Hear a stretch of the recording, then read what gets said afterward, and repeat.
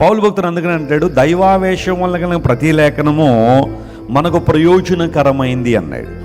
ఎందుకు లేఖనం ప్రయోజనకరమైందంటే పరిశుద్ధ గ్రంథం దైవావేశం వల్ల కలిగిన గ్రంథం.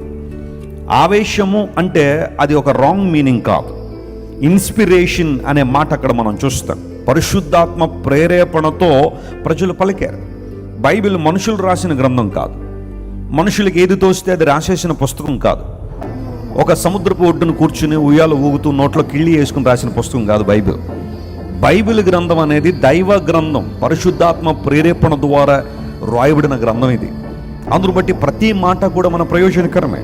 నువ్వు బైబిల్ చదువుతున్నది ప్రయోజనం, బైబిల్ వింటున్నది ప్రయోజనం, బైబిల్ వ్యాఖ్యానాన్ని వింటున్నా. ఇప్పుడు సేవకులుగా మేము ఏం చేస్తామంటే బైబిల్ని వ్యాఖ్యానిస్తాం. దేవుని వాక్యాన్ని ఒక రెఫరెన్స్ తీసుకుని దానికి సంబంధించిన రెఫరెన్స్లు బైబిల్ ఇంకెక్కడున్నాయో చూసి ఒక వ్యాఖ్యానాన్ని మేము ముందు ఉంచుతున్నాం. ఒక సందేశపూర్వకంగా సందేశాన్ని మేము ముందు ఉంచుతున్నాం. బైబిల్ అలా చదవడం, బైబిల్ని అలా వినడం, లేదా బైబిల్ వ్యాఖ్యానాన్ని సరైన రీతిలో వినడం ద్వారా మీ జీవితాలకు ఆశీర్వాదం ఉంది, ప్రయోజనకరం.